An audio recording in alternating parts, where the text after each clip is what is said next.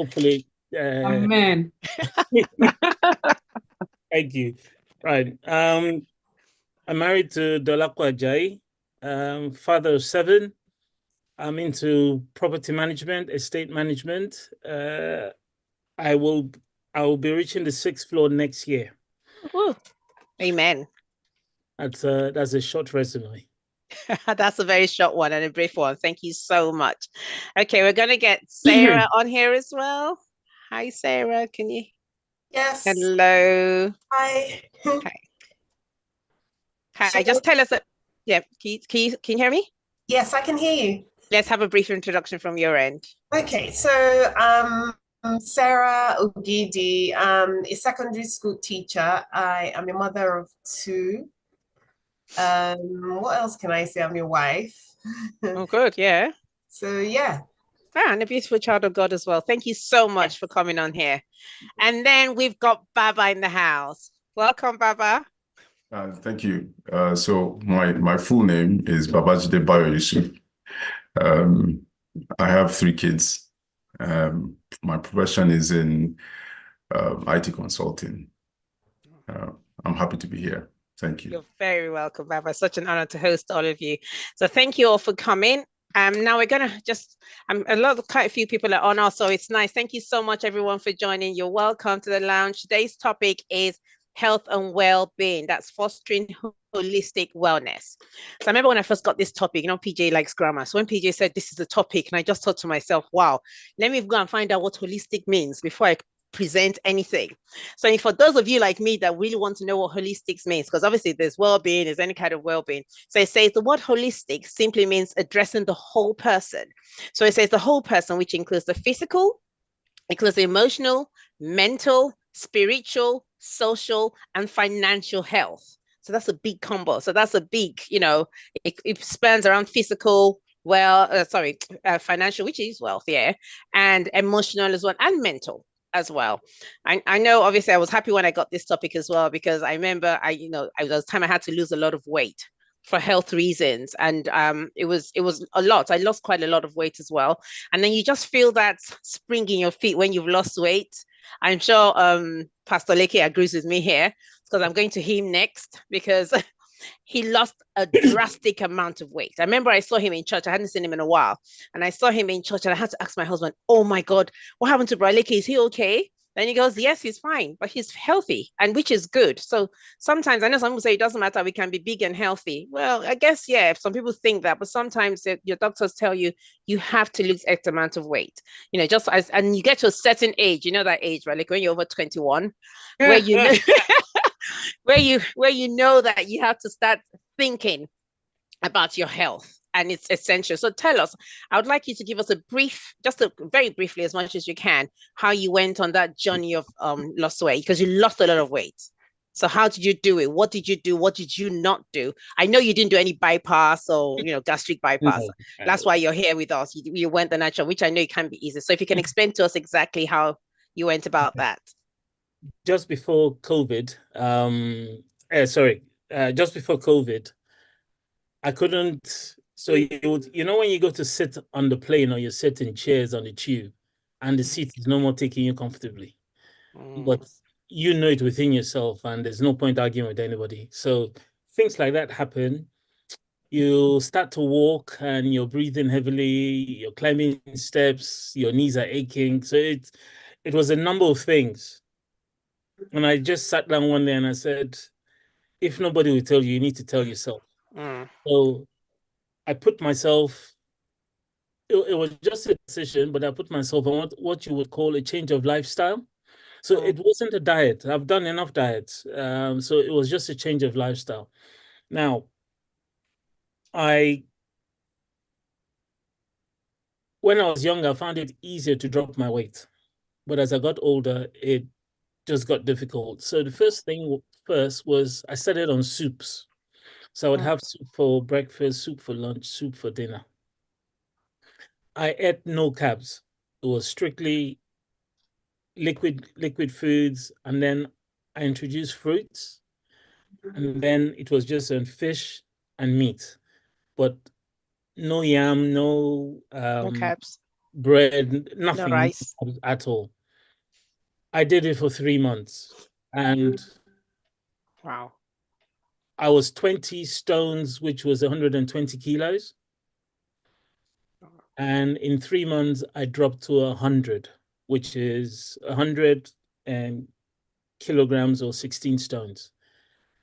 And I came to church one day. So I came to church, and a few people were like, "Is everything okay with you? You look very gaunt." And I was like, "No, I was just dieting." I mean, I said it's nothing. And everybody was just like, "It's enough. Oh, you better stop." All of a sudden, I was getting the pressure at home. My wife hadn't noticed, or she wasn't complaining. But all of a sudden, it was like, everybody's talking about you. You better stop. They start thinking there's something wrong with you. That. And I was like, oh, I was actually trying to get to 90 kg. So, by the time you finish your diet and you start introducing food back to yourself, you're definitely going to add some on. That's correct. But it's been, I think, 2-3 years now, and I am still 100. Now, as I said, it's a change of lifestyle. It's not that I don't eat eba, but now I'll eat eba once a month.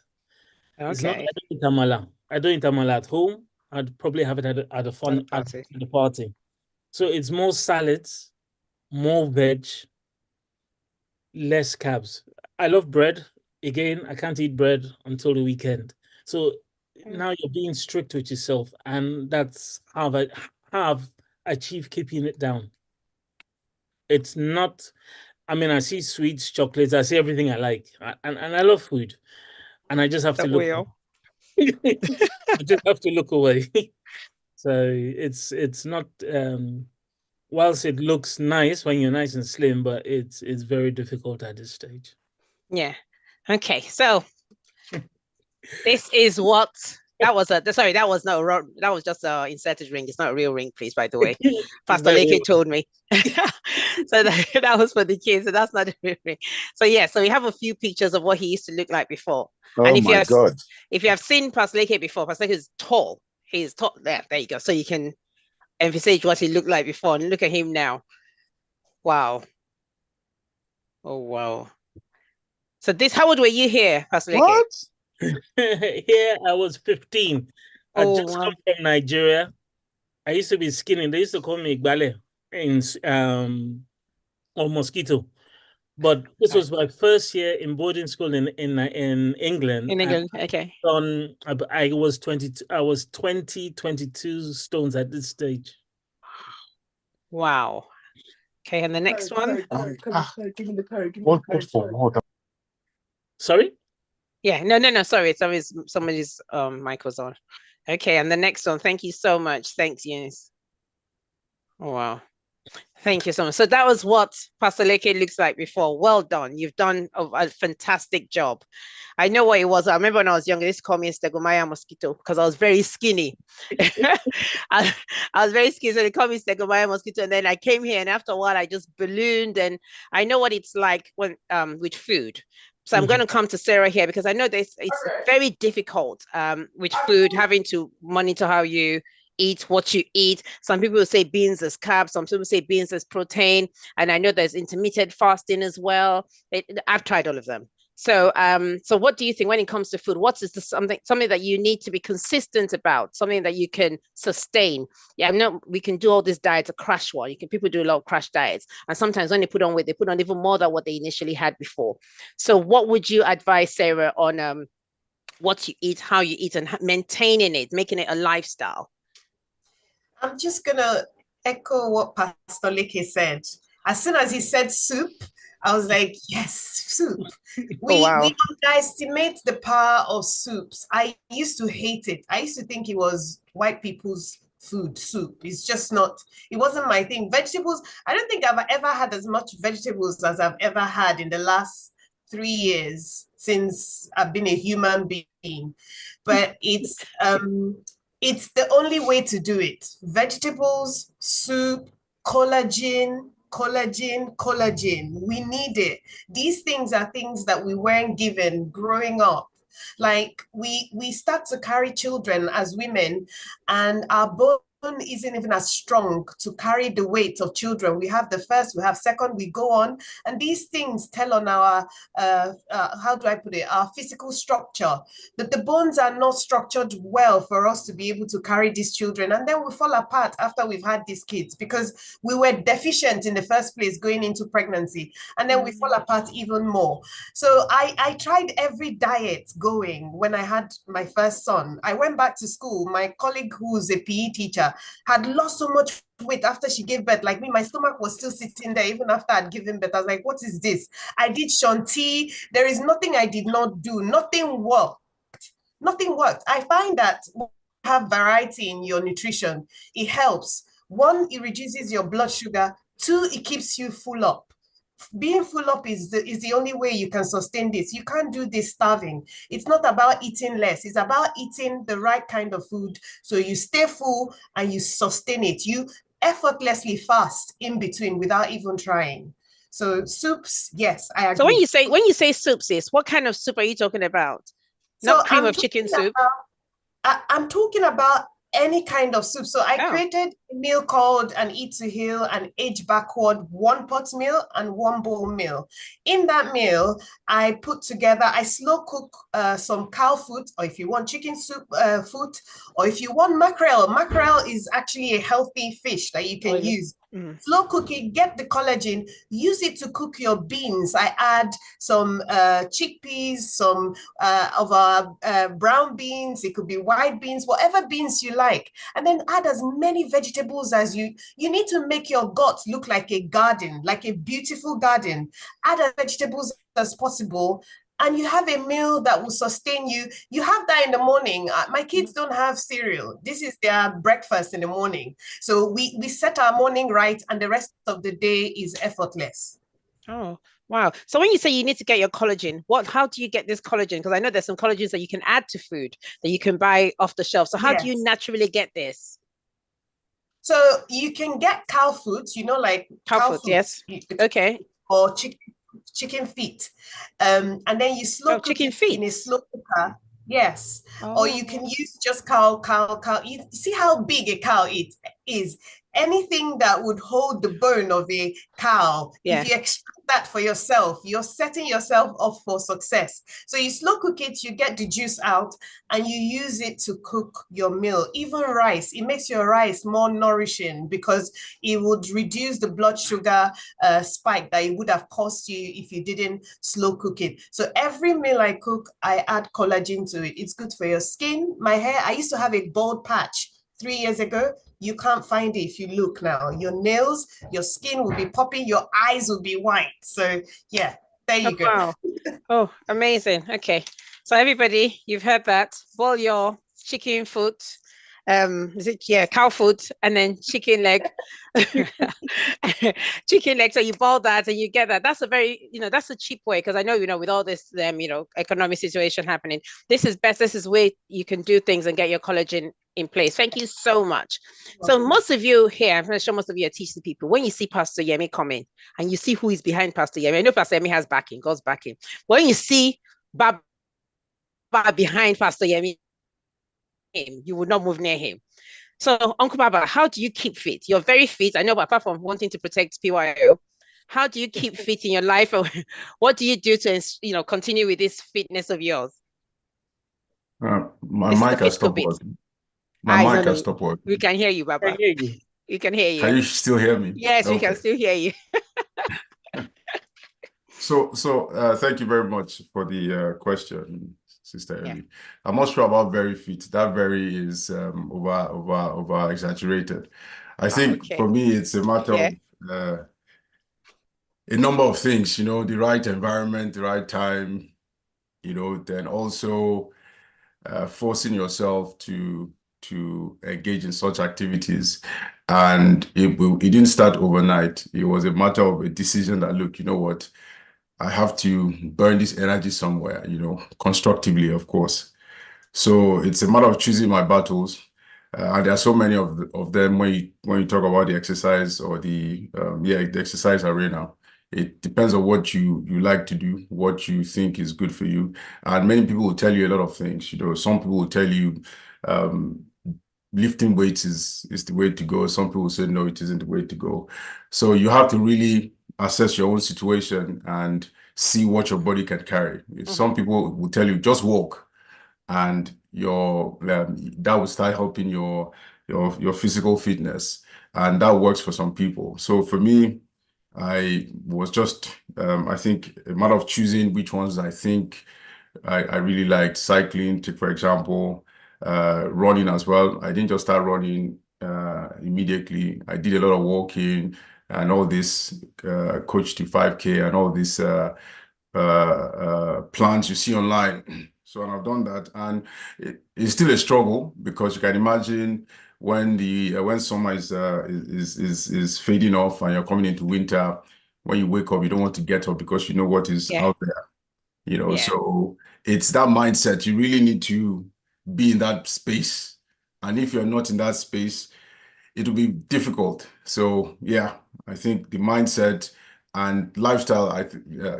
Pastor Leke, sorry, sir, Pastor Leke already mentioned lifestyle. I think for me, that's the key. You must be deliberate to change your lifestyle. So changing your food is good, but that would only get you the healthy part of eating well. But exercising, you can't park a car down for like 10 years and expect it to work without changing some parts. We don't have the luxury as human beings to say, well, you need to go and change our hearts because so it's a matter of really, really making a decision and surrounding yourself with like-minded people as well. It's very important, because if you are alone in this matter, it is going to be twice as hard. Oh, that's good. You're talking about exercises. So I remember when I used to do exercises, I used to be very good at cardio, but I wasn't very good with strength exercises. Strength exercises just used to wear me out. So which ones are you good at? You got cardio. Cardio is like running, treadmill, walking very fast. And then cardio is carrying all the weights. Strength exercises carrying and all the straight weights and all that. So obviously, especially we women, we don't want to be masculine. We don't want to have biceps and all that. So I'm not really into, but with cardio, so does cardio work a lot? Does it? I know some people say even if some people running and walking is quite good, but obviously not strolling. I don't know. So is it brisk walking or long walks? So it's in my opinion, of course, it's a combination of so many factors. Yeah. If you're carrying weight consistently and you're eating heavy as well, which is rightfully so, you're burning a lot of energy. Calories, you have a different build. If you're running consistently and you're still maintaining the unhealthy kind of eating, then again you maintain some level of size that perhaps you don't want. So I think again it's up to you, and I think women are even better at lifting weights. Lifting weights will not make you muscular. Some people lift weight to tone their skin, and you will not know they're lifting weight at all. It just makes you just see that the skin is, they're a bit firmer, both man and both woman. So I think that for me, lifting weights is, I need to be careful. I have big bones, and I don't really want to start looking in certain ways. So I just lean more towards cardio, and you just do that. And when time permits, lift some weights, and just to balance it for myself. Oh, thanks, Baba. So everybody, you've heard it here. Please, I want you to join in. If you want to talk, please raise your hands up when somebody would unmute you. If you have anything to write in the chat, we want this to be as interactive as possible. If you can give us histories of how you lost weight, or how you think we can lose weight, or how you think we can keep fit. You don't necessarily have to lose weight. Some people are slim, nice and slim, but they're not healthy. So they just want to be healthy. So that's what really matters. So if you have anything for us, please raise your hands up or put something in the chat. Oh, someone's raised their hand. That was very quick. Can we please unmute him? This is my namesake. Yes, we can hear you. Yeah, hi. Good afternoon, everybody. It's good to see. I didn't know Leke had become a pastor. Leke is not a pastor. No, it's not pastor. You can't say there's Pastor Leke on here, please. Yes. Okay. only for this edition is Pastor Leke. Okay. My contribution is this really. I think in terms of maintaining a healthy lifestyle. It's a matter of dedication. I mean, I've been running for probably over more than 30 years now, consistently. But I think you've got to start small, It's never going to be easy, especially during the winter months, as Baba pointed out. It is extremely difficult. But a lot of times we give ourselves, we aim too high to begin with. Like somebody will say, oh, I want to lose 10 kilogram in 1 month or 1.5 months. That's a big, it's a massive undertaking, because to lose weight is far difficult than trying to put it on. You can't put it on in the blink of an eye. So we've got to start small. Yeah. And the key thing really is consistency.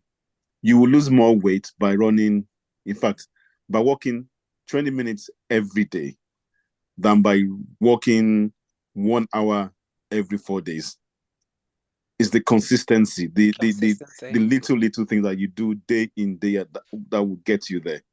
Now, I think in terms of food as well, it's all about moderation and realizing that, and maybe I'm speaking for myself, as you get older, as you hit your 50s and above, you really don't need that much food, to be honest.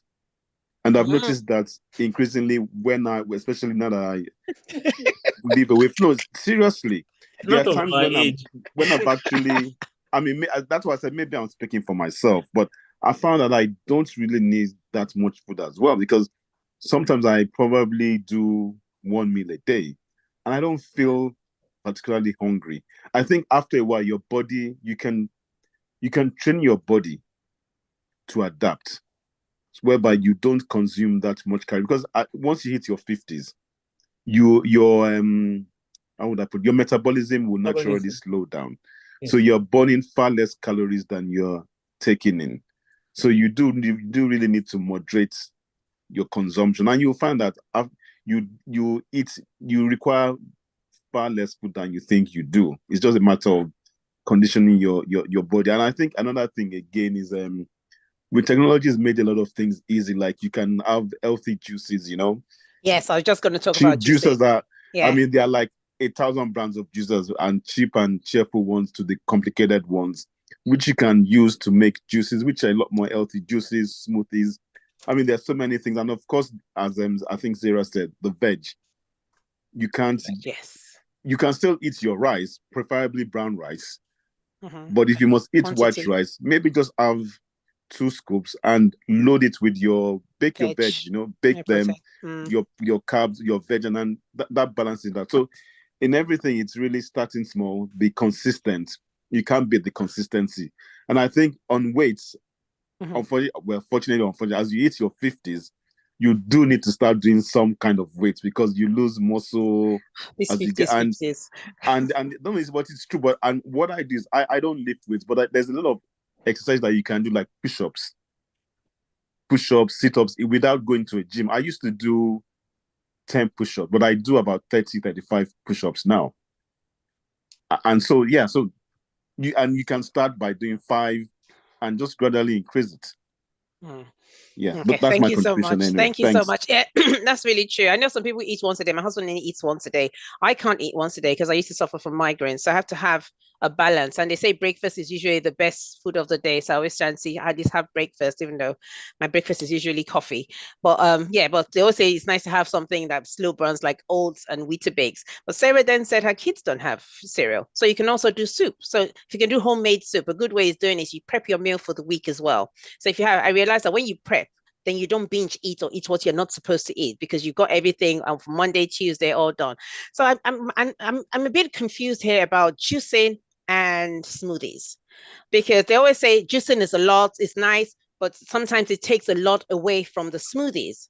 So I can see that Lady Ara is going to talk to us briefly about what she's going to do health-wise. And there's a juice doctor in here that would tell us more about juicing or smoothies, which is best for us, So Lady Ara, are you available to quickly talk, or? Yes, I am. Thank you so much for everyone who's made contribution to the discussion. I was speaking to my sister-in-law, who happens to be Yemi, my beautiful sister-in-law who's hosting today. And I was telling her, you know what?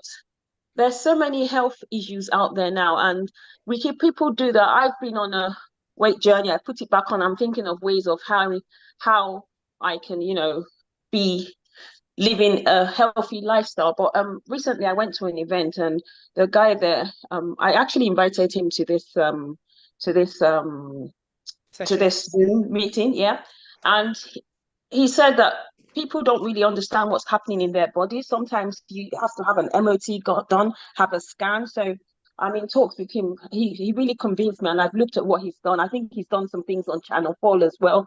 He's won awards, and I'm going to go for a body scan, to find out. Because when you go to the doctors now, sometimes if you go with one thing and you find out that you've got something else, the doctor will tell you, no, you need to book another appointment. Correct. Yeah. The NHS is so stressed. They're working, the doctors and the nurses, so hard. So you're not getting the full benefit of what they can't detect things so easy. So I think people need to take their health issues into their own hands. And if you've got an alternative, go and pay for have a body scan, and they would actually, identify what is really happening in your body. So that's what my contribution is. So that's one of the things I'm going to do to my body now. Try and find out exactly why I'm on a scan. Yeah. Yeah, I think that's a good idea, Sis, because I know sometimes there's some of us ladies here that are of a certain age that are going through some certain things that, every at this point in life, I'm quite open to talk about it, because you'd be surprised when they say what we're going through the menopausal stages, and there are different things you say. Is it the food you eat? Like now I've switched from coffee. I love coffee. I love my coffee so much. That's my go-to. If you want me in a good mood, you need to give me my coffee first thing of the day. But I've switched from caffeine to decaf because apparently caffeine also aggravates different things that we tend to go through. So yes, I think a body scan is good because sometimes you get headaches from menopause, but sometimes it might be something different. So you need to check and don't just assume that it's because you're menopausal, all the symptoms you're having are due to menopause. It could be due to other things that you need to investigate. So we've got a juice doctor on here that I want him to just tell us more about juicing or smoothies. Which one's best for our health? Welcome on, but hello, do you want to meet yourself? Thank you so much. What a pleasure to be here. A fantastic chat. Some really great nuggets are coming out of the conversation. So Thank you very much.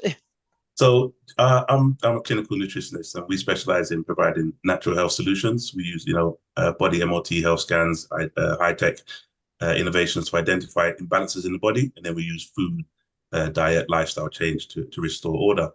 Now, what we've seen over the years, we use a lot of juices. I became a juice doctor from using food and juices to bring about a lot of healing within the body. You asked a question regarding juices and smoothies, and we often get asked that question, which is a better one. The best way I can put it is to say, if you have an ambulance, you have an emergency, and you have an ambulance that's coming to that emergency, would you rather have the blue lights on or blue lights off?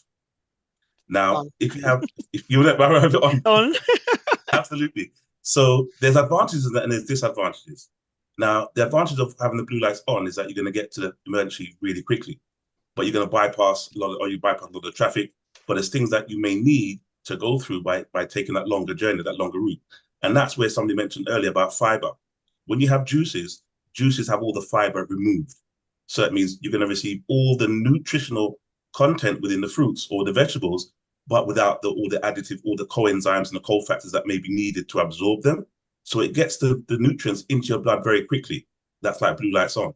But oftentimes you actually need the fiber, you need the coenzymes, you need the other compounds to really facilitate the transition of those nutrients through the digestive system, because there may be some foods in the digestive system that need to come out.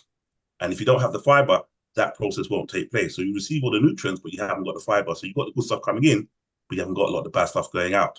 So that's why you find we tend to use smoothies more, especially when we're doing our lifestyle change program, because when people are trying to detox, which we encourage people to do a lot of, oftentimes they can't detox properly because their bowels are blocked. We find a lot of women, especially, they're having issues with weight, trying to lose weight. Yeah. And they think, let me do a diet, let me do this diet, let me do that diet, let me try and start. But sometimes we find that the reason why a lot of women, especially women and men as well, they have a lot of weight on is because their body's actually going into fat storing mode. And the reason why the body's storing that fat is like an immune response to try and protect the body from the damage that's caused by toxins. When you've accumulated a lot of toxin from your processed food, from your diet, from food that has a lot of additives in it, the body has to isolate those toxins and keep them away from the bloodstream, from damaging other organs. So the body will use fat as like a mechanism to store those toxins to prevent them from getting into the bloodstream. So this is why you'll find the body starts to accumulate fat, especially around the midriff area. So what we found that when we get people into our program, to a lifestyle change program, we change their diet, we change their habits, we change what they're eating. One of the key factors that we always incorporate is detoxification, because when you start to release those toxins through helping to cleanse the body, cleanse the gut, cleanse the bowels, etc., the body then releases those toxins, and it doesn't need those fat tissues anymore, and it will naturally release the fat because it no longer has a need for them. They become superfluous because it doesn't have the toxins to store in the fat, so it gets rid of the fat, and you find that generally people tend to lose about a stone within about 21 days average on our lifestyle change program, just because they've got rid of the toxins. So detoxification is one of the key things that we find is very effective. And it's one of the things that people tend to run away from because, growing up, we found that in the holidays, there's always your parents always make us do a period of cleansing or deworming, or just having that period of, taking the toxins out of the system. But sometimes people may have found it quite traumatic. So as soon as they became of age, they're like, no, I'm not doing that anymore. And they end up trying to use allopathic means or other kind of pills or medicines to achieve the same ends, but we actually have to take them back to those original practices, getting the body into that state of detoxification and helping to restore order from within. So definitely we find juicing over smoothies and incorporating more detoxification. Okay, you talked about detoxing. Thank you so much. But detoxing, it's a bit of a culture shock to the body sometimes, where people sometimes have headaches. And so I know a lot of people we've done, I'm sure KG would agree with me on this. We've gone through some sessions where we've got to detox for a week or two, and it's really hard. You get headaches. So what do you do? What's the best way of detoxing? Is it by, we can't just go on juice alone. No, not at all. Yeah. Absolutely. So what else? We have a healing formula we've defined over the years called the Hearn Protocol. The Hearn Protocol is 4 letters, H-E-R-N. H is for hydration. Hydration is key. Many people hate drinking water. And one of the key components of detoxification is water, because you need the water to move the food into your body, you need the water to absorb nutrients, and you need water to move the waste out of your body. So oftentimes the reason why people start to get headaches is because they're dehydrated.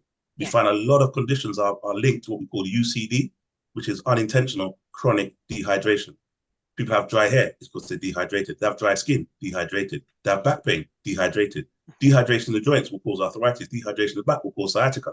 So we found there's so many issues that are linked just to not drinking enough water on a regular basis. So H is for hydration, that cures a lot of those issues.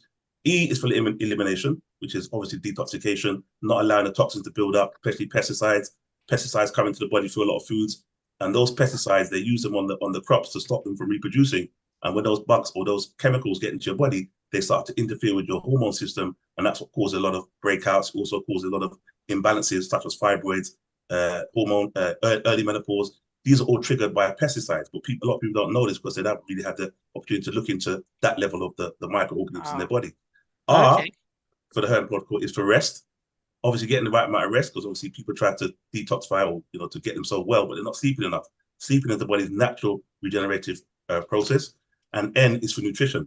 Often we always look at the food and eating our rice, our eba, our amala, but we're not looking at the nutritional content. Have we got any vegetables? Have we got the right amount of fiber? Have we got the right amount of nutrients? Have we got the right amount of potassium? These things that help the heart, they help the muscle. So Hearn Protocol, we find the HERN, having those 4 elements always incorporated in your diet or in your lifestyle, it's going to make detoxing and anything you're doing a lot much more balanced and a lot much more sustainable. Thank you. For maintaining your health long term. Thank you so much. That's really kind of you. Thank you for your time on here. Thank you for coming on here. So you see, now we can juice, and you can obviously I like smoothies because smoothies fill me up a lot. But obviously there's juices. He said juices is good as well. So that's a good thing. So well done to that.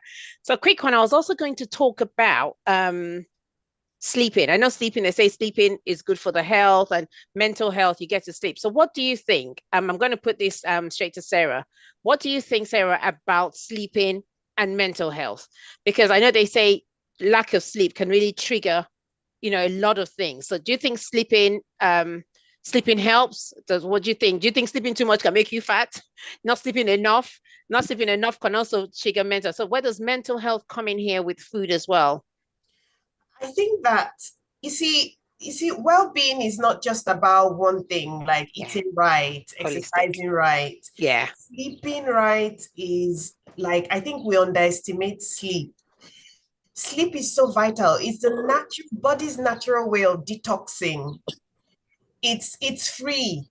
However, a lot of people are not able to sleep. Is a huge problem for a lot of people. But then that tells you that something isn't right. You have to have a routine. If once you get your sleep pattern right, you never need an alarm to wake you up. Your body just naturally wakes up at the same time every single day. Sarah, I always use my alarm. Until you get there, you haven't got it right yet. And you will get it right. You just need to put your mind to it. When it's an hour to your bedtime, make sure you put your devices away. Try and give yourself the chance of staying in bed. Gradually your body will get used to it. It all also has to do with the food that you eat just before bedtime. You want to eat your last meal at least an hour before, or maybe 2 if you can, and don't eat something that takes your body too long to digest so that it starts to wind down. Sleep is so important. You wake up the next morning and you leap out of bed. You know why? Because you have so much energy. If you wake up and you still want to stay in bed for a little while, then your body is still not getting enough sleep and you're still fatigued. So sleep is very important. If you sleep right, you're going to make the right choice of food when you wake up. If you wake up and you don't sleep well, you're going to go for that muffin. You're going to go for that donut. You're going to reach for your coffee to give you the energy. I'm not You're going to reach for that coffee to give you that boost of energy. Meanwhile, if you sleep right, you wake up with that energy naturally. So sleep is very important. Oh, good. Thanks for that. Pastor Leke, do you sleep well? I've learned a trick over the years. Oh, please tell. Thank God for iPhones. So I have it goes to sleep at 10 o'clock. Okay. It wakes me up at 5:30. So basically, you put the sleep alarm. There's an alarm you put on it, and it stops all calls coming through from 10 p.m. up till 5:30. No text messages, nothing, because I'm a light sleeper. Okay. Oh, yeah. I know somebody said that to me once, but I've got an elderly father. So even in as much as my immediate family are in the house, in case my dad needs to call me or anything, so I don't switch it off. And I am a light sleeper like you. So what you do is within the settings, you add put him as favorites. Aha. Okay. All your favorites come through, but everybody else blocked off. That makes sense. Yeah, I think that makes sense. And then does it stop social media as well? Because when you get pings, everything, it stops social media, it stops text messages, your WhatsApp, there's no ping, ping, ping all night. Okay, because I go to bed and I still turn and toss, and I wake up sometimes thinking I've had a long sleep, and my Fitbit tells me I haven't had a good sleep. So yeah, okay, I think maybe it's the phone distraction. Baba, how's your sleep pattern? Well, I'm working on it. Yeah, we're both working on it. Yes. Yeah, I'm working on it. We're both working on it because I don't have a very good sleep pattern. I sleep very late. That's why I'm not a morning person. So yes, I think you're right. Yeah, I would that iPhone feature, I'll put it in. So now we're talking about work. Baba, I'm going to stay with you at the moment. How do you think workplaces can implement this for their staff? Because obviously, everybody's like, well-being is a big thing now. Mental health is a big thing now. So how do workplaces, what do you think they should implement to protect and look after their staff? Okay. Thanks for the question. I think first things first, the staff should make a very conscious effort to look after themselves. And it also depends on the type of work you're doing. So there are some roles that is pretty much almost impossible to take some time out. But if we look at workplaces nowadays, they've organizations that still have places where people go into work, you find that they've implemented, perhaps you can take some time out during work, you can have a bit of quiet time. Some even have discounts, at the gym and whatnot. But I think what is most important for me is you, the individual. You need to make a conscious effort, because if anything happens to you, at best they'll send flowers and letters and all of these things, and they'll find a replacement. Yes. So you need to make a conscious effort. Your place of work, if you are the type that sits by the desk 8 hours a day, take out an hour to go for a walk, whilst you're eating your healthy foods. Take out, if not an hour, 30 minutes to go for a walk, calm your mind down, clear your mind. Because this whole thing is not only about healthy eating, going to the gym. If you are in a toxic environment, home, then work it's not going to help the situation as well. So you need to ensure that you put yourself in environments that, you make a conscious effort that you're in an environment which is quite healthy as well, where you are able to, calm yourself down, treat yourself in terms of make sure that you're not stressed, you are not hyperventilating. So yeah, I think many companies do that now. Many organizations do that. Many are still behind, but I think that it will be different for each organization depending on the type of work that is being done in that organization.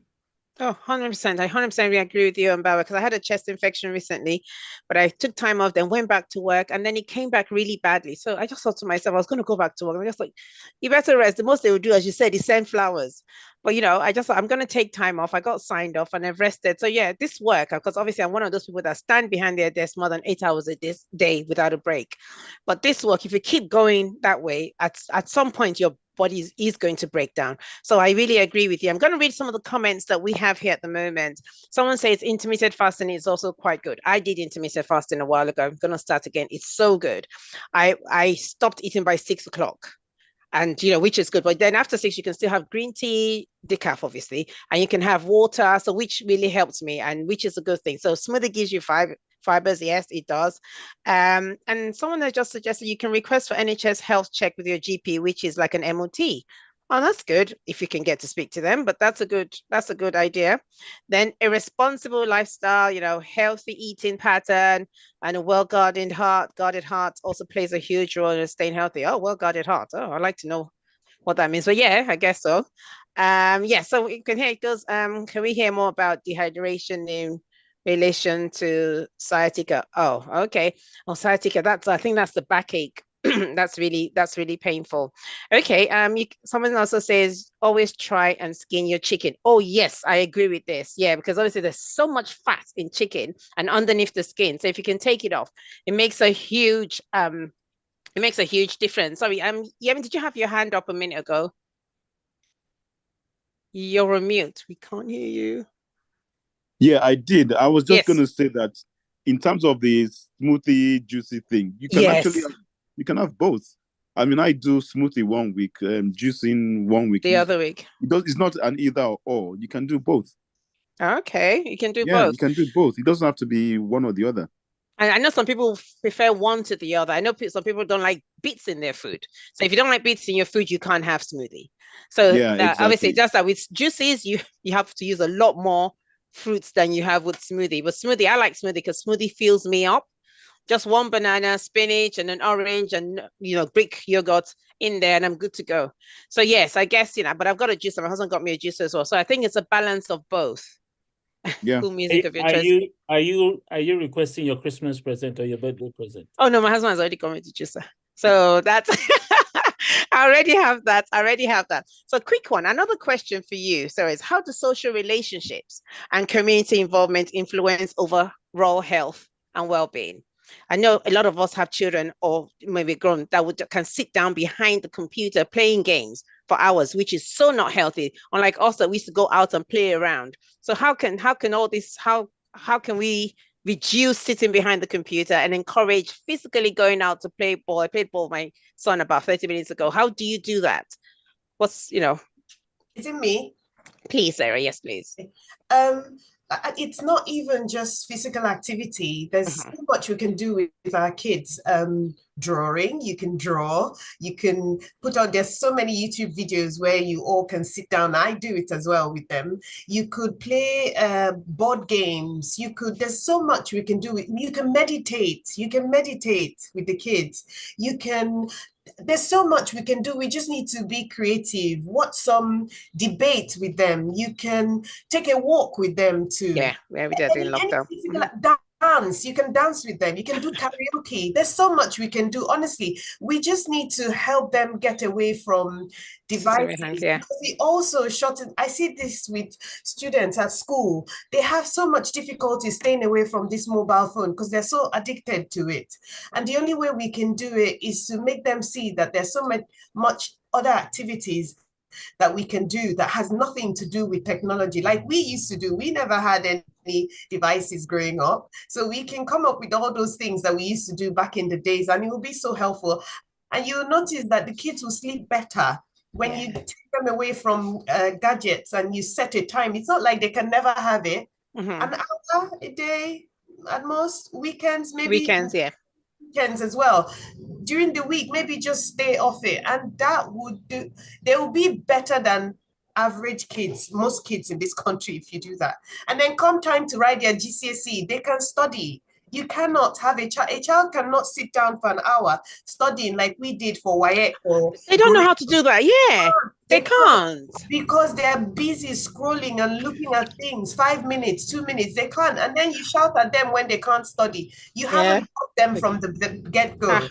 Okay, so it's doing different things and staying behind the computer. So it's doing like going out, walking together, listening to music, board games. I know Tofumi sells this like a puzzle thing that's a family thing you can do together. So that's one thing that we are going to do together as well as a family. So these are different things that you can do. So that's a very good idea. So what do you think, Baba? Because I know you have 2 boys and a girl. How do you engage them and not let them sit down behind their devices all day? Because I was telling the children that when I was young, TV didn't start till 4 o'clock in the afternoon. They didn't believe there was 24 hours. There's not like 24 hours TV during our time. 4 o'clock. And when it starts at 4 o'clock, it would give you some lesson thing. They'll do some maths thing first. So it wasn't just play. And my dad, we're not allowed, my dad in the compound, my dad cannot come home and find you outside in the compound, let alone outside. You're in so much trouble. He expects you to be reading, which I don't understand how we can read throughout, but they don't never want to catch you outside. So how do we deal with the kids? You know, I know they say, okay, we can't be too firm on the children. You know, we have to be a bit more lenient, like the way our parents were strict. So how do you balance it, Baba? I know you're a no-nonsense dad. So how do you deal with the boys and with your girl? Well, I don't know about no nonsense, but you're always calming things down. Go on. But it's like I think someone said earlier, you have to take away the technology. Yes, I agree. You know, and it's very, very important. And I say this, boredom is important. They need to learn how to be bored. You know, they need to get frustrated being bored because it will still happen to them outside of the house. Yeah. So there's time for that, and I'm very happy to always create that avenue for them to be bored. They have also we also my wife and I, you know, we try to do all these games that we're talking about, but the honest truth Ludo, everything, the honest truth is it's easier said than done. I know. Especially when the husband and wife, they're working, the kids come home early, you know, you tell them to read, and you yourself, you know that they've just finished from school and you want them to continue read again. Yeah, so it's trying to find the balance. But again, it's a lifestyle change. You know, you have to be persistent. It will be hard initially because we are going through similar as well. No technology for most of the day, of the weeks, the months, and that's it. We will find something else to do. They have to be creative. You know, they are at that age where they can also create what they want to. The type of fun that they need to have. But the good thing is that, you know, they can also play with themselves, you know, come up with things, and so that's how we deal with it. Is, look, we sat them down a couple of weeks ago. And we said, look, this technology is not helping matters at all. You know, you guys will start to do things and start saying things that you didn't hear from me or your mom. That's correct. So we need to really take this from you. And they fasted for quite a while, and they're still fasting. We are fasting together, you know. Let's fast together. And from technology. Yeah. Let's go through it together. So it's not that they see me using the technology and we're all not going to use it together. Let's carry on. That's very good. And eventually, if the idea is they start to get independent of it. It's not that they will not have it anymore, but then it's not going to be high reliance on technology, else they won't be able to breathe. But the journey is still very long. We've only started, and it just started. very long, guys. Okay, so let's now. So let's go to Pastor Leke that would have gone past that stage because his kids are slightly older. So how did you do it? Or how do you wish you had done it if you hadn't done it well? If you had done it well, how did you do it? Well, what I found out was the attention span. So as you said, when we were younger, you played with your neighbor in the compound. You know, it was communal living. Yeah. Basically, you ran from your own house to your neighbor's house. All of you walk together from school. Now, at this stage, for the newer kids, there's a lot of distraction. And a lot of parents, rather than, as has been said, rather than communicate or talk to your kids, you give them a device. I see it so often. Yeah. Parents giving their children either their phone or an iPad just to keep them quiet and whilst they do their bit. Now, your children are, they copy everything you, the parent, does. So if you're the father, you're 100% scrolling on your phone, your child is going to be no different. Yeah. So what I did when I was younger, luckily, all these devices were not, I mean, we grew up with other things. We grew up with 10, yes, exactly. So, you know, you were creative. Yeah. You could do things like that. Now, when the kids were growing up, I set times. As I said, I come from a military background. So my dad was in the army. You didn't speak back to him, is what he told you to do. Yeah. And that was the law. So when the kids were coming up, yes, my wife was not happy. She was saying, you're too militant. And I said, I'm not their friend. I'm their coach. That's correct. So it's not a two-way conversation because that's what I grew up with and I didn't die. So that's what I instilled. Games were in the evening or weekends. Following your exams. It was like a reward. Now, they've all graduated in uni, they've all come back home. Yes, they do go on their PS5s, but not as much. Yeah. They're going out and doing things. You know, they're really, I really see them, yes, they sit down to watch telly now and then, but there's no dependency on games. That's very good. Yeah. That's very good. We have the weekend one as well. And then obviously if you do anything wrong, you know, in Nigeria we get smacked. You don't need to smack them. Just take their devices off them. I think that hurts them. Yeah. And then you take their device. My husband does that a lot. Sorry, I've got the Pastor Jumoke has put her hand up. PJ. Yeah. Right. Hello everyone. Thank you. Hello. This amazing discussion. I just wanted to say something on the children, you know, as Pastor Leke was saying. From 2020, please note, it's Pastor Leke since 2020. 2020, Pastor Leke since 2020. Okay, I'll write that down. So let's just move on quickly. Yes. So when it comes to all these games, for our son, my daughter was not a gamey person. Nice, mostly the boys. Son, you know, it was you have to just work with your own environment, you know. And you can use some sort of wisdom when it comes to those things. You know, I know that all the things they're saying here is what the world is pushing against. And we can see the benefits to us. The children might not see it, but we know the benefit to us. So we want to work it in modern terms. That's what I'll say. So for our son, you know, he got the PS1 and he didn't move past PS1 because I saw the effect of those gadgets on other kids. So my nephew was older and I could see how dependent he had become. So myself and my husband, we came to a conclusion that we had to wean him off that PS1. So what we did was that he had the bicycle that he could do. Yeah, right? He had, we were living in a cul-de-sac. So he had the opportunity to go out and play with the other children on the street. Then I came up with, I said I did, now this is not a nice thing, but it worked.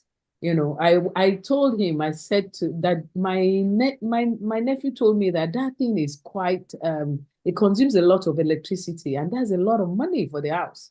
So we can't even afford that money right now. So we can't go PS2. you know. And, you know, as a young person, he believed it. He actually believed it and was very, very, you know, very, very gracious to us and say, oh, yeah, we're going to put that bill on, you know. Yes. So that's how we got off that game, believe it or not. Thank you. Now, at that time, he didn't understand. But when he got older, we had to explain to him. And you know what? He is quite grateful for it, because now he's 20, I think he's 27 going on 28. He sees his friends that are dependent on those games, and he's not. He can walk away from, he can play the game now. So it's not like that skill, they can't learn it at an older age. We even have a friend that told us, watching him play one on the system, that this guy is going to be very good with maths. So there are benefits to playing the games. And that's why I don't want parents to go away thinking that there is a no-no. There are skills that they get from those kind of things. But it is that there must be moderation and balance in those things. Yeah, do you understand? Yeah. So instead of telling them about the electricity, you can do a deal with them, right? Do a deal that, look, I'm giving you 10 years. If in 10 years you don't come back to say thank you, then I will do something in return to compensate for that time that you did, you know. Or you can tell them that, look, all the money you are using for games, I'm saving it up for you. In 5 years, in 10 years, I'm going to give it to you. You know, just to make sure that you are doing the right thing, you know, and it's a win-win for everyone. Oh, thanks, PJ.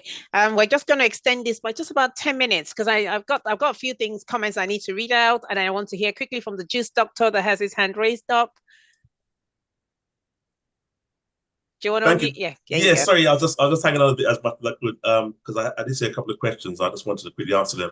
I was just typing the second one away before I jumped off. But the person was asking about sciatica and the relationship between and diabetes as well.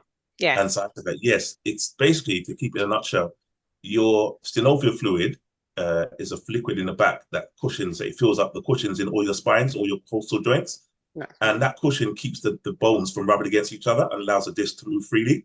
When that cushion becomes flat due to dehydration, those bones will start to rub against each other, causing the nerve to derail, and that nerve will now be traveling out of position and going up and down the leg, causing a lot of discomfort and pain. We found that over the years, where we've increased people's hydration, the body will then distribute the water to where it's needed most. It will start to fill up that cushion. That gel will start to form again. The cushion will start to fill out, and the nerve will automatically come back into alignment. The back pain, the sciatic pain, the nerve pain, up and down, shooting pain disappears just from increasing water. So I want to just quickly share that for those that are struggling with water. And I'm going to jump off now, but if anybody does want to get video to see how that, you know, we see lots of testimonials of that, I'll put the details in the chat, if that's okay. So there's a quick question here before you jump off. Sorry. There's somebody also said, would you recommend juicing for diabetic as well? Because obviously there's a lot of sugar in fruits as well. So how do you do that, juicing and diabetes? The first thing I'll quickly say to that is that sugar doesn't cause diabetes. So people have that misunderstand that sugar causes diabetes. Diabetes is actually caused by sugar. It's actually the carbs and the conversion of those carbs into glucose. Sorry, I think we can't hear you properly. Is it me? Hello? Everybody, so sugar on its own is not what causes diabetes. We lost a big part of what you said. Hello? Is that better? Yeah, it's better now. So are you saying sugar doesn't cause diabetes? No, sugar. This is a big myth that a lot of people are perpetrating, which is wrong. It's misinformation. Diabetes is about blood sugar, raised levels of blood sugar because of insulin sensitivity. Yeah. It's not about the sugar that you inject. The sugar the sugar issue comes as a problem when the carbohydrates or the fuel that your body is consuming needs to be now converted into energy. It's not being broken down. It's not being allowed to go into the cells. But that's where your insulin issues come in. So when I was answering the lady about the juicing, I said, if you want to address your blood sugar, there's 3 key things we see often. One is that people have a lack of B vitamins, in particular B1. When they're low in B1, that's the thiamine, that causes a lot of the carbohydrates to accumulate in the feet because the food's not being broken down. So that causes that buildup of food and tissues in the lower part of the feet. And when that starts to build up there, the oxygen levels start to get starved. And that's when you start seeing gangrene and having amputations. That could be addressed simply by increasing your B vitamins. The second thing of the 3 is having more digestive enzymes. Because the more enzymes you have, if you have more raw food or plant-based food, you have the enzymes intact. If you can't get the enzymes intact, then get supplements with a full spectrum digestive enzyme, but that's going to take the pressure off the pancreas, which produces enzymes. If it's not doing it, then you can provide the enzymes to your body to help to break down your food. And the last one is obviously having a more Mediterranean diet that has a lot more vegetables, has a lot more plants in it, and obviously increasing the hydration and all the other stuff you talked about, sleep, etc. But those are the things that I'm more focused on rather than just as a means of dealing with diabetes. But I'm going to drop the details in the chat. Okay. Is that okay? Thank you so much. Yeah, please put as much information as you can. That would be very helpful. Yeah, Juice Doctor, before you drop. Juice Doctor, my pastor wants to say something, before please. you drop off, thank you so very much for coming. Thank I just you. want you to be here when I'm saying this, all right? I want everybody to know that, you know, you have to consult your doctor. Your doctor, please. Yes. I was going to say that, yeah. He's not prescribing things. He's just trying to explain to us, you know, give us more information about the things we consume and about our lifestyle. So thank you so very much for that. Thanks, Doctor. Thank you so much. So we've got a few comments on here. It says, cool music of your choice can be played quietly in your environment. Can be quietly if your environment is toxic. I agree. Even just before the this session and everything, I wasn't a bit calm, so I just got my praise and worship, and I was, you know, so cool music to me, everybody has different taste in music, but that my praise and worship is one my go-to. So yes, I agree with music and all that. So question for the end, would you recommend juicing for people? Okay, then he's answered that. Good. It says, I think things like walking a challenge which is going to be helpful community. So they want us to have a walking challenge again, and Shayi says she wants more, please, and KJ has answered that we're building it up. Yes, it was good. I like the walking challenge. I like the one when we went to the brook and we all went for a long walk. That was fantastic. That was a bonding session, and I love walking, so I can walk for miles. It's not a problem. So that I think we should do another one of that. And the one we recently did, I know you didn't take some apps, so we should look for one that's compatible with Fitbit, so that it would read all our walking, because a lot of our walkings weren't recorded. So I think it would be nice if we do one as a church, as a community, and meet up and go for walks. We meet up to pray, which is part of the holistic thing, you know. We should also meet up for healthy walking, and we can talk about it when we can chill out with PYO and Pastor Jumoke on Friday. So that's another thing we can talk about as well. What else do we have here? They need to do that. Oh, wow. Juicing with fiber would help diabetes, but there are other pressing areas that will help diabetes. Okay, this is somebody has put some information here as well. That's from the Juice Doctor. Thank you so much. I'm not allowed to watch TV during the week. That's correct. That's what we do in our house. Weekends only. Helps them to be more creative. Likewise, encourage them to read about topics they enjoy. That's correct. And then family time. I've noticed that we don't have a lot of sitting down and talking as a family these days. You see everybody's in each of their rooms in the house, and the house is quiet. It's always nice when you sit down and you talk, how was your day? You know, even if you do this once a week, once a month, it's still something that we can do, which is, I would definitely recommend that we do that. What else do we have to say here? He jumps. Okay, he said it. Okay, so quick one. I would ask all of you before our 5 minutes is over. What advice would you give to someone just starting their journey towards a holistic wholeness? Don't forget, the holistic is everything. So what advice would you give them? Sarah, I'll come to you first. We got 5 minutes. Right. Like you said, when you started initially, everything is important. Exercise, food, nutrition, sleep. Now, social connection is one that we underestimate. You see how we are like a church, any community you're part of brings you joy. Anything that brings you joy makes your good bacteria happy. When your good bacteria are happy, your brain is efficient, your mental health is good. Social connection is amazing. Is basically the reason why a lot of people are depressed, because they have no one. They're lonely. That's correct. Loneliness will kill you quicker than smoking 10 cigarettes. That's to tell you how important being with a community. If you don't have a community, form one, create one, be part of one. It's very important because it brings joy to your heart. So social connection is very important, just as good as much as nutrition and exercise is. Do not underestimate the impact of being part of a community. So that's good. I really agree. And then most of us are lucky. Well, in church, if you're not in a department in church, I would advise you honestly to join a department in church. It's so good. I'm in a department, so you have that, you know, that way that your community, you're together, you reach out to each other. If you have a what's it called, you can go to any of the I think we have on, what do we do? Baba, what does Pastor Yemi do on Tuesdays and Thursdays? Scriptures and chill. Kisses and chill. And then what else do we do during the week? Well, I'm just trying to get you more ideas of where you can join people. There's prayer, there's talk. I know Pastor Jumoke does in the morning as well on Tuesdays first thing, and we have every morning anyway, but Pastor Jumoke's one's on Tuesday morning.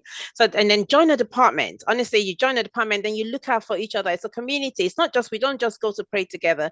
We also help each other, support each other, be in each other's lives, party together, pray together, do healthy things together. So those are one of the things I would advise you to do. Join a department in church. Pastor Tuba, over to you. My own is slightly different. Tell. Go to parties on Saturday and Sunday to relieve all the stress. Party on Saturday and Sunday, or party on Saturday, Fridays church on Sunday. Sorry. Or Friday and Saturday and church on Sunday. Yeah, that's a good balance. Yes. So you work hard and you play hard and then you pray hard. Yeah. Yes. Yeah, I agree. And sorry, don't forget sports. So I play lawn tennis. Good. And table tennis in the evening. Okay. Oh, amazing. Oh, that's good. That's really good. Yeah, something active is good. Even if you go for long walks, as Pastor Jumoke said, that's really, really healthy. You do it as a family or you do it on your own. Baba, do you have anything to say? Any last minute thing to say for us? So for people just starting off, I think please. It's important to identify the different dimensions of what we call holistic well-being, and then understand which areas you think are lacking, and then you can start breaking them down into smaller granularity. And I think they've mentioned community, you've mentioned the church, you've mentioned sports, and the other areas as well. But you don't have to do everything one day. I think one at a time. Uncle Yemi said earlier that you don't have to take one step at a time, but make sure you are taking the right step, because taking any step might not work, but the right step for you is very, very important. And it's by you understanding your own body, your own self, where you are, and where you want to kick your journey off from.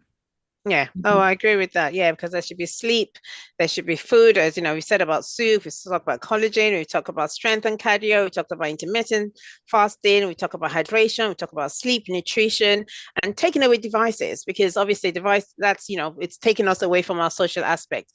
So we're going to end this, but before we do, I want to hear from the papa of the house, Pastor Yemi.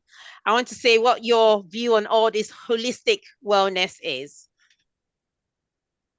I think thank you. It's really been lovely to just sit in the background and hear all of what has been said. I think pretty much everything has been covered. We need to take all the dimensions of the whole man, the spirit, the soul, the body. That's correct. Any one of them that's defective will make the others defective as well. And so just as you're focusing on, and you can't do it all in one day, but make progress. Better your yesterday. Better than your yesterday. And don't stay where you're at. Everyone can move, everyone can improve, everyone can get better.